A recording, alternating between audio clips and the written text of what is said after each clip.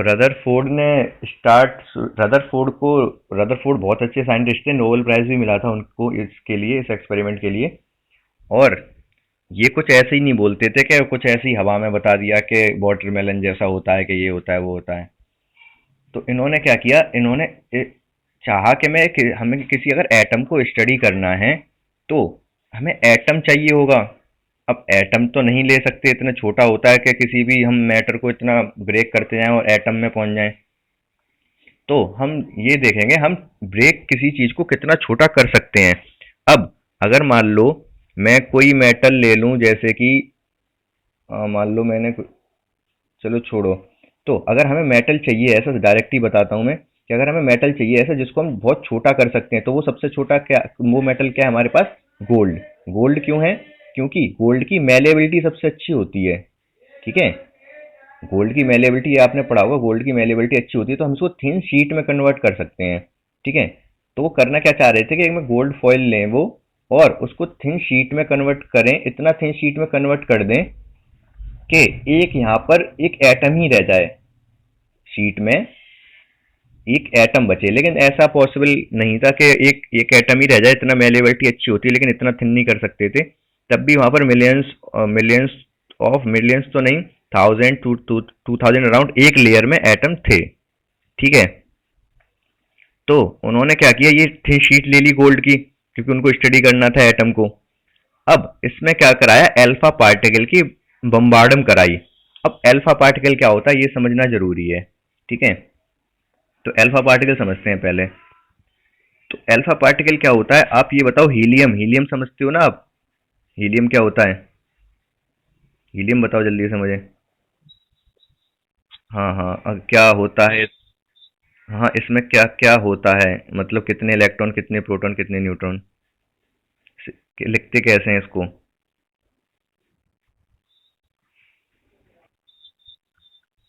ठीक है, टू इधर आ जाएगा। एटॉमिक मास 4 होता है।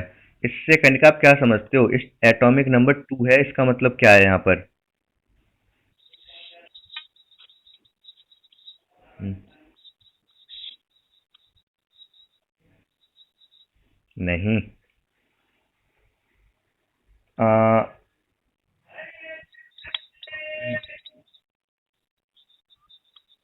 ठीक है।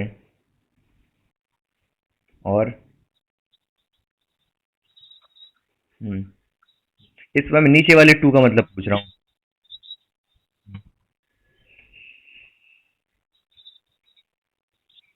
नहीं, अरे मैं क्या कह रहा हूँ कि नीचे कोई भी एलिमेंट होता है, उसके जो नीचे लिखा जाता है वो किस चीज को रिप्रेजेंट करता है?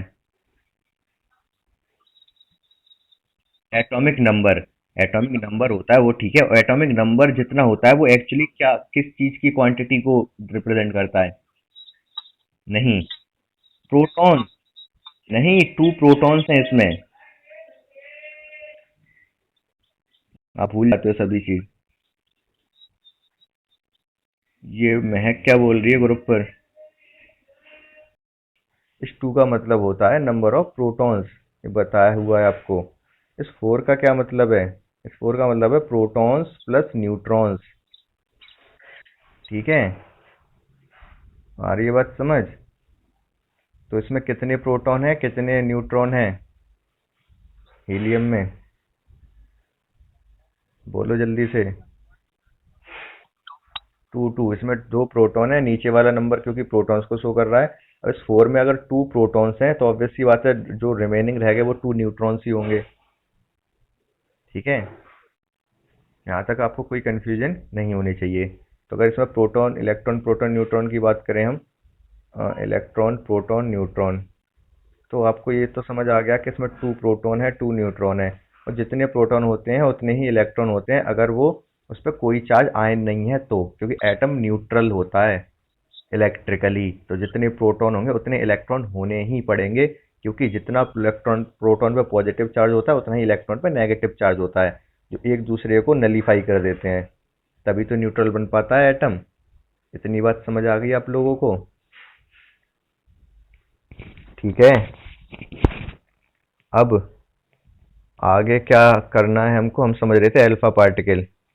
तो अगर मैं क्या करूं, इस प्रोटॉन से इस प्रोटॉन से नहीं, इस हीलियम से अगर मैं दो इलेक्ट्रॉन निकाल दूं इसके, इसमें दो इलेक्ट्रॉन ही है ना, तो उसमें हम क्या लिखेंगे? अगर हीलियम के दो इलेक्ट्रॉन निकल गए तो हीलियम 2 पॉजिटिव,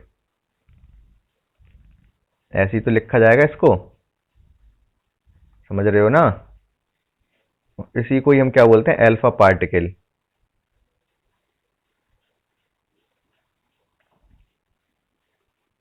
ठीक है, तो हाँ, हाँ, हाँ, बोलो।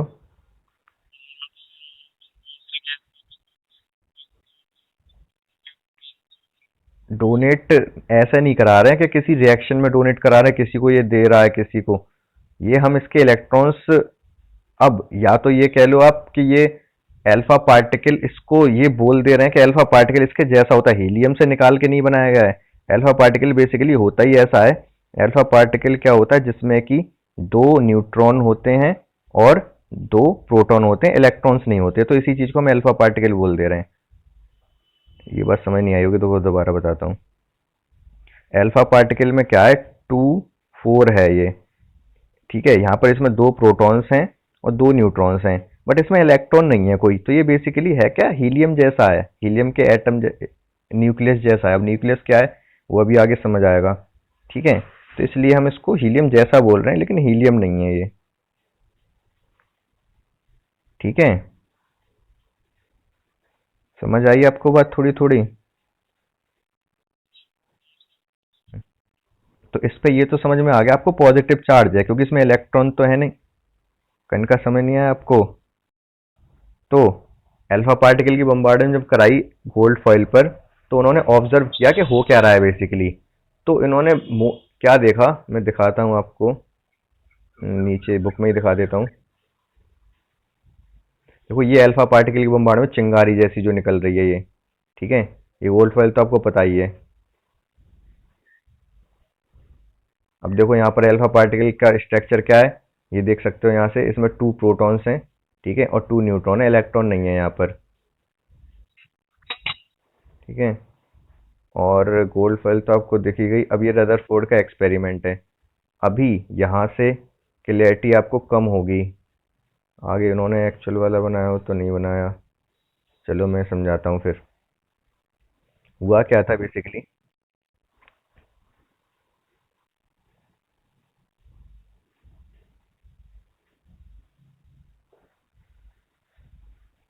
जैसे इन्होंने क्या किया यहाँ पर, एक अ, एक गोल्ड फॉइल ली इन्होंने। ठीक है, और यहाँ पर एक कुछ इस तरीके की स्क्रीन रखी कि जिससे अल्फा पार्टिकल आए तो इस पर जब स्ट्राइक करें तो वो लाइट ग्लो हो वहां पर। ठीक है, और यहाँ से एक इन्होंने इलेक्ट्रॉन गन रखी थी यहाँ पर, जिससे कि अल्फा पार्टिकल निकल रहे थे। ठीक है, तो हुआ क्या, जब यहाँ से इलेक्ट्रॉन निकल रहे थे तो ये देख पा रहे थे यहाँ से जो अल्फा पार्टिकल जा रहे हैं, यहाँ से जो अल्फा पार्टिकल निकल कर जा रहे हैं, ये दिख रहे हैं आपको? बड़ा करूँ थोड़ा ये साइज इनका, अल्फा पार्टिकल का? देखो, यहाँ से जो अल्फा पार्टिकल निकल कर जा रहे थे, तो इन्होंने क्या देखा, कुछ अल्फा पार्टिकल तो मोस्ट ऑफ अल्फा पार्टिकल सीधे गए, यहाँ पे जाके स्टैक करे और यहाँ पे जाके इन्होंने लाइट ग्लो की। ठीक है, कुछ अल्फा पार्टिकल इन्होंने देखे कि इस तरीके से भी गए। ठीक है, थोड़े बहुत डिफ्लेक्ट हो गए इस गोल्ड फॉइल से टकरान से पास होने के बाद। ठीक है, कुछ थोड़े बहुत और ज़्यादा डिफ्लेक्ट हो गए, मोस्ट ऑफ तो सीधे ही निकल रहे थे। ठीक है, कुछ इधर नीचे की तरफ भी गए। बात समझ आ रही है? तो यहाँ से ये ऑब्जर्व, यहाँ पर जो रदरफोर्ड सोच रहे थे वो यहाँ से उनका प्रूव हो नहीं पा रहा था। ठीक है, मोस्ट ऑफ अल्फा पार्टिकल तो सीधे ही निकल रहे थे, और जो स्क्रीन थी ना कुछ इस तरीके की थी, इस तरीके की मान लो आप। ठीक है, अब हुआ क्या कि जब ये अल्फा पार्टिकल जा रहे थे तो कुछ अल्फा पार्टिकल उन्होंने देखा बहुत टाइम के बाद। मतलब ये मान लो आप, अगर वो 10,000, हाँ, हाँ, तब कुछ अल्फा पार्टिकल कैसे आए, कुछ अल्फा पार्टिकल यहाँ पर जाके टकराए, वापस बाउंस बैक हो गए। आ रही है बात समझ? अब जब मैं बता रहा था बाउंस बैक हो गए, तो इसका कनिका का भाई क्या बोलता है कि भैया फिर तो वो अल्फा पार्टिकल से अल्फा पार्टिकल ही टकरा गया होगा। मतलब जैसे यहाँ से जो अल्फा पार्टिकल जा रहा है उससे बाउंस बैक हुआ तो पीछे वाले से टकरा जाएगा ना। समझ रहे हो क्या बोल रहा हूँ? हाँ लेकिन ऐसा नहीं था। ये बेसिकली या तो एक एक करके अल्फा पार्टिकल छोड़ रहे होंगे तब तो नहीं टकराएगा। पीछे वाले से पीछे वाला कोई आ ही नहीं रहा होगा। और इवन कुछ ऐसे थोड़े बहुत भी तो ऐसे डिफ्लेक्ट भी तो हुए होंगे पीछे, एग्जैक्टली 180 डिग्री नहीं आए होंगे, मान लो 179 डिग्री आए हों। हम्म। हम्म।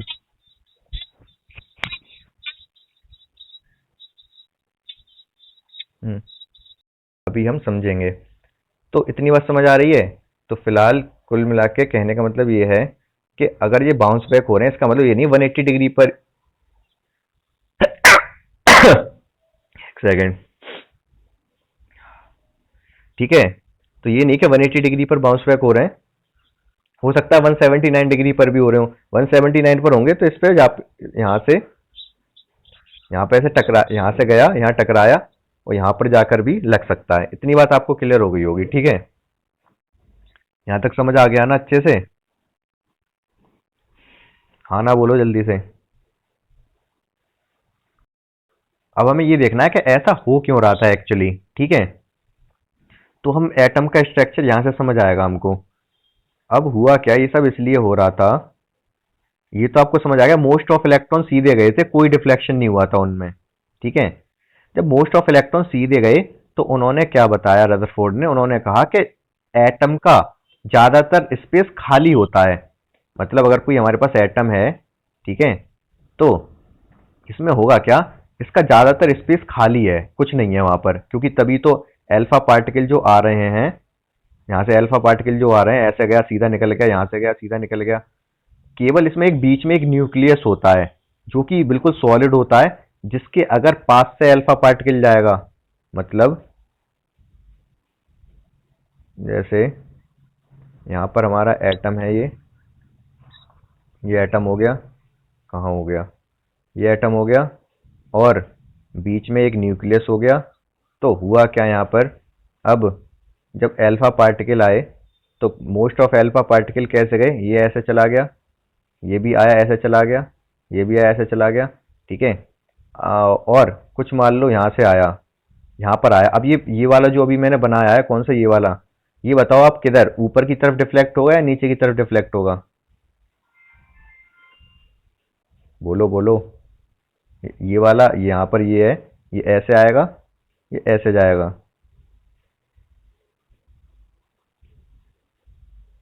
बोलो जल्दी से। ऊपर की, हाँ हाँ ऊपर की तरफ जाएगा ये ऐसे डिफ्लेक्ट हो जाएगा। मैं ये बोल रहा हूँ, दोबारा बोलना, आवाज नहीं आती कि आप लोग सो जाते हो? अच्छा अच्छा। तो मैं ये बता रहा हूँ, जो कोई अल्फा पार्टिकल जो इस इलेक्ट्रॉन इसके न्यूक्लियस के पास से जो आए होंगे, वो क्या हुआ, थोड़े डिफ्लेक्ट होके इधर ऊपर की तरफ चले गए। अब ये ऊपर की तरफ जाते हुए नहीं दिखाई दे रहे होंगे कोई यहाँ पर। ये पहले वाला हटा दे रहा हूँ, ये वाला इसका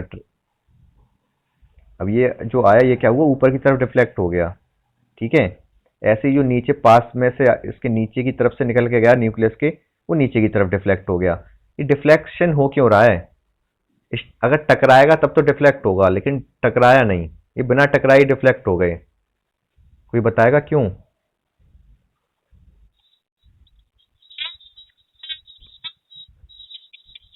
अरे तुम्हारी किसी कॉल आती है, किसी को कुछ आता है, ऐसे बार बार एक ही चीज बताता रहूं?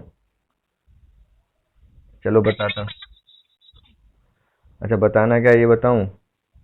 देखो ध्यान से सुनो दोबारा से इतने कंक्लूजन निकाल दिए किसने, रदरफोर्ड ने, ठीक है? अब यहाँ तक हम उनको पता चल गया कि बीच में न्यूक्लियस होता है, न्यूक्लियस में क्या है हमारा, प्रोटॉन्स और न्यूट्रॉन है, ठीक है?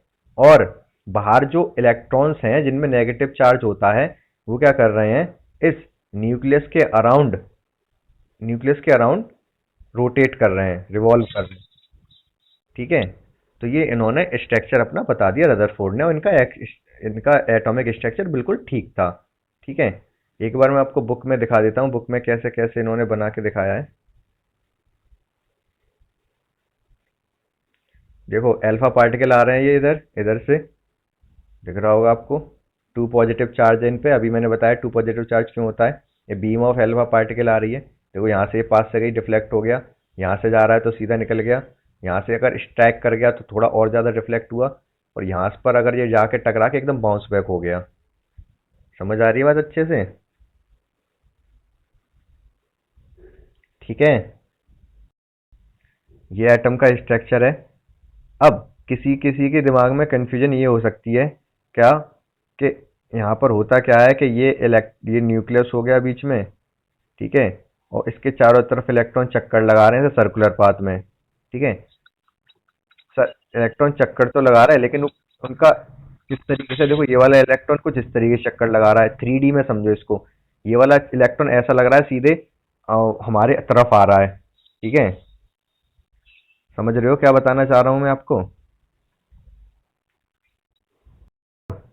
कोई भी particle circular uniform circular motion करता है तो उसके मोशन को एक्सेलरेटेड बोला जाता है। ये आपको पता है, क्लास 9 फिजिक्स में है ये। समझ रहे हो क्या बोला मैंने अभी? दोबारा से सुनो, मैं क्या बता रहा हूँ कि अगर कोई भी पार्टिकल यूनिफॉर्म सर्कुलर मोशन करता है, ठीक है, अगर कोई पार्टिकल है, अब ये सर्कुलर मोशन कर रहा है यूनिफॉर्म, मतलब स्पीड इसकी कम बढ़ नहीं रही है, जो भी है वही है, लेकिन तब भी हम इसको एक्सेलरेटेड बोलते हैं। किसी भी मोशन को एक्सेलरेटेड कब बोला जाता है? जब उसकी स्पीड बढ़ रही हो या बढ़ी रही हो, अगर घट रही हो तो रिटार्डेशन होता है। तो एक्सेलरेटेड एक्सेलरेटेड कब बोला जाता है? जब उसकी स्पीड बढ़ रही हो, ये तो आपको पता है, क्लियर है जो बोल रहा हूँ मैं? अब अगर कोई यूनिफॉर्म सर्कुलर मोशन कर रहा है, इवन अर्थ भी क्या कर रही है, यूनिफॉर्म सर्कुलर मोशन कर रही है सन के अराउंड, तो उस सन के अराउंड तो उसको भी हम क्या बोलेंगे? एक्सेलरेटेड मोशन ही बोलेंगे। क्यों? क्योंकि इसमें डायरेक्शन कंटिन्यूअसली चेंज हो रही है। आ रही है बात समझ? हो हो तो जरूर यूनिफॉर्म मोशन रहा है, जैसे कोई चीज ऐसे जा रही है, मान लो 10 किलोमीटर पर आवर की स्पीड से जा रही है, ठीक है, तो ठीक है हम इसको यूनिफॉर्म मोशन बोलेंगे। ठीक है, यूनिफॉर्म मोशन बोलेंगे, लेकिन अगर कोई ऑब्जेक्ट है इस तरीके से रोटेट कर रहा है और इसकी स्पीड कितनी है? 10 किलोमीटर पर आवर ही है, लेकिन तब भी हम इसको यूनिफॉर्म नहीं बोलेंगे, एक्सेलरेटेड बोलेंगे। क्यों? क्योंकि इसकी डायरेक्शन कंटिन्यूअसली चेंज हो रही है। ठीक है, यहाँ तक बात क्लियर है आपको अच्छे से? ठीक है, अगर किसी को कंफ्यूजन है तो पूछ लो यहाँ पे, नहीं आगे ये ड्रॉबैक समझ नहीं आएगा रदरफोर्ड मॉडल का। तो रदरफोर्ड ने बताया कि अगर इलेक्ट्रॉन रोटेट कर रहे हैं, ये न्यूक्लियस है, इलेक्ट्रॉन रोटेट कर रहे हैं इसके अराउंड, ठीक है, तो होगा क्या? ऐसे रोटेट कर रहा है तो ये क्या है? एक्सेलरेटेड मोशन है इसका, क्योंकि सर्कुलर है। ठीक है, एक्सेलरेटेड अगर मोशन है, कोई भी अगर किसी चीज का एक्सेलरेटेड मोशन है, तो ये क्या, कोई भी चीज एक्सेलरेशन या रिटार्डेशन में है, तो वो होता क्यों है? क्योंकि उसमें या तो एनर्जी मिल रही हो उसको कहीं से, या फिर एनर्जी वो रिलीज कर रहा हो। आ रही है बात समझ? कोई ऑब्जेक्ट में अगर, मान लो कोई ऑब्जेक्ट अगर जा रहा है, तो इसका एक्सेलरेट हो रहा है, ये एक्सेलरेशन मोशन है, तो कहीं ना कहीं से इसको एनर्जी मिल रही हो, कहीं ना कहीं से फोर्स लग रहा हो, तभी तो ये एक्सेलरेट हो रहा है। आ रही है बात समझ? ठीक है, तो इसी तरीके से अगर न्यूक्लियस है हमारा और न्यूक्लियस के चारों तरफ इलेक्ट्रॉन चक्कर लगा रहा है, तो इसका एक्सेलरेटेड मोशन है, तो ये क्या करेगा? एनर्जी रिलीज करेगा, या या लेगा ये एनर्जी कहीं से। ठीक है, हाँ जो भी करेगा। तो अगर ऐसा मोशन है तो इलेक्ट्रॉन एनर्जी रिलीज करेगा, रिलीज करेगा, रिलीज करते करते करते करते एक टाइम आके ये न्यूक्लियस में आके ब्लास्ट हो जाएगा। आ रही है बात समझ? तो देखो यहाँ पर ये आप समझो, यहाँ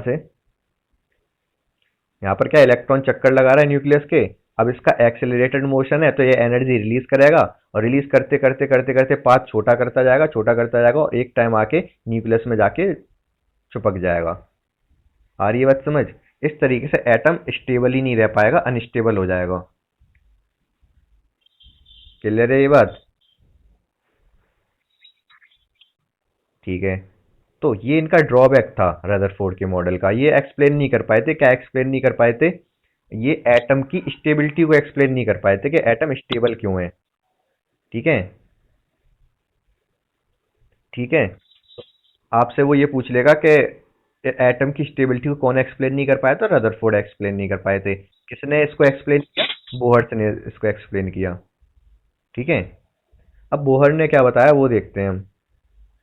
टाइम कितना हो गया? 9 बजे हैं अभी तो। नहीं, थोड़ा सा ही और देख लो बोहर का, नहीं तो ये फिर छूट जाएगा। हाँ हाँ, काफी टाइम है। तो नील बोहर ने क्या बताया?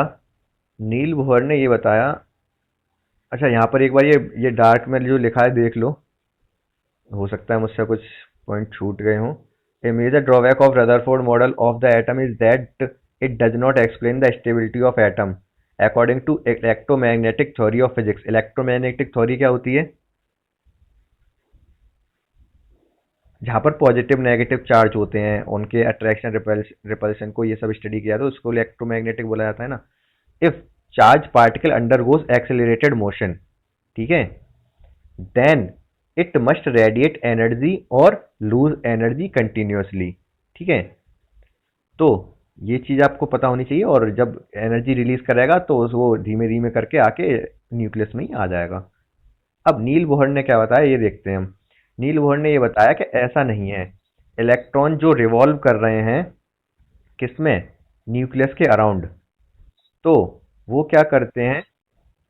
हाँ, ऑर्बिट में। तो जो इलेक्ट्रॉन रिवॉल्व कर रहे हैं ऑर्बिट में, वो क्या करेंगे? एनर्जी रिलीज नहीं करेंगे। एनर्जी रिलीज क्यों नहीं करेंगे? क्योंकि हर एक इलेक्ट्रॉन की क्या होती है, जैसे अगर कोई इलेक्ट्रॉन है, न्यूक्लियस ले लेता हूँ पहले मैं। न्यूक्लियस आपको दिख नहीं रहा होगा क्योंकि दिखता भी नहीं है। तो अगर इलेक्ट्रॉन चक्कर लगा रहा है इसके, तो वो किसी पर्टिकुलर ऑर्बिट में चक्कर लगाएगा। ठीक है।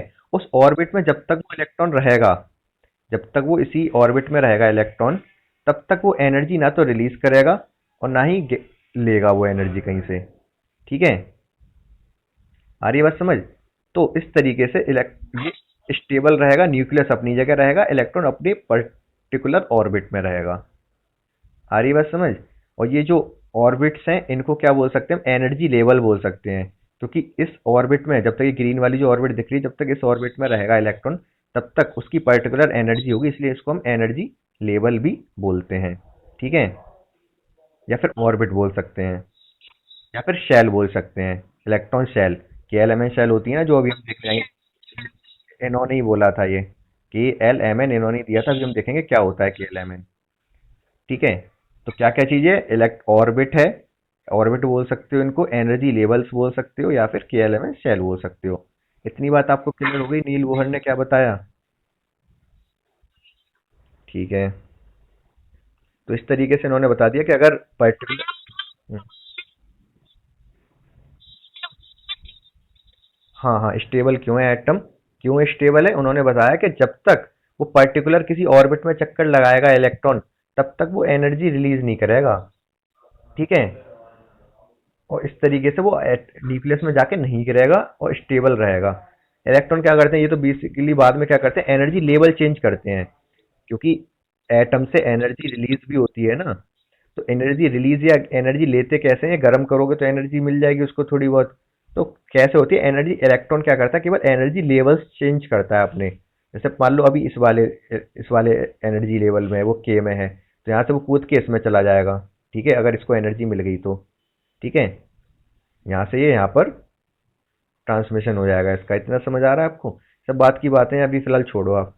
फिलहाल स्टेबिलिटी उन्होंने बता दी, बोर्ड ने, स्टेबल क्यों है एटम, इतना समझ आ गया होगा आपको।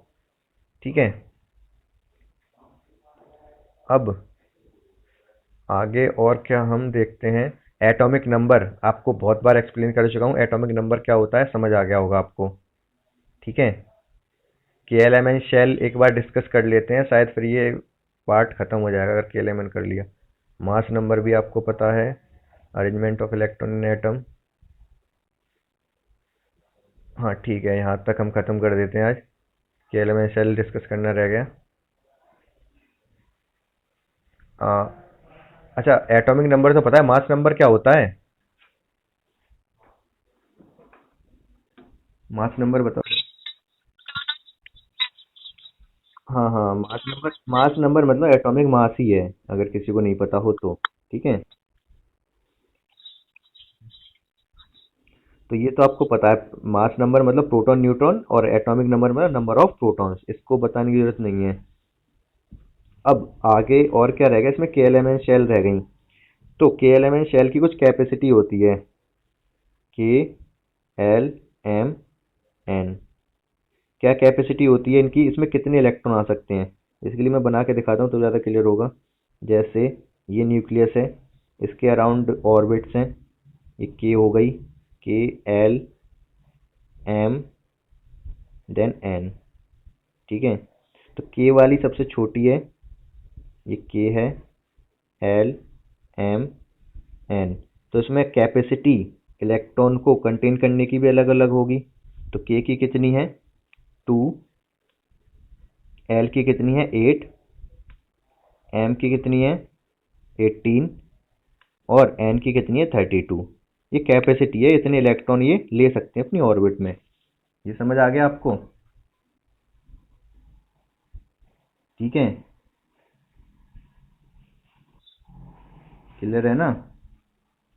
और इस चीज को आप कैसे पता कर सकते हो, भूल जाते हो तो 2n का स्क्वायर। ठीक है, इससे पता कर सकते हो कैपेसिटी को हर एक ऑर्बिट की। एन क्या है, एन है फॉर के के लिए 1, एल के लिए 2, एन के लिए 3, और एन के लिए 4। समझ आ रहा है क्या बता रहा हूँ मैं ये? मतलब अगर आपसे पूछा है एन सेल की कैपेसिटी बताओ, तो एन है कितनी, के एल एम एन 4 है, तो इस फॉर्मूले में पुट कर दोगे 2n का स्क्वायर। 2n का स्क्वायर में पुट करोगे 2, एन कितना है 4, तो 4 का स्क्वायर, 4 का स्क्वायर 32 इंटू 2 32, 16 इंटू 2। तो एन की हमें कैपेसिटी पता चल गई। और अगर आपसे पूछता है एल की कैपेसिटी, एल के एल एम एम की कैपेसिटी बता दो, एम की कितनी कैपेसिटी है, तो एम क्या है, थर्ड नंबर का ऑर्बिट है। तो 2n, 2n के स्क्वायर में पुट करोगे 2, एन की वैल्यू कितनी है, 3, 3 का स्क्वायर, और ये 3 9 18। समझ आ गया ये? क्लियर अच्छे से ये? तो अब ये फर्स्ट पार्ट खत्म हो गया किसका, एस चांद से, चैप्टर 4 का, क्लास 9th का। ठीक है, तो इसके आप शॉर्ट ये करने पड़ेंगे आपको, नहीं तो आपको चैप्टर अच्छे से क्लियर नहीं होगा। आप इसके शॉर्ट और वेरी शॉर्ट कर लोगे, और ऑब्जेक्टिव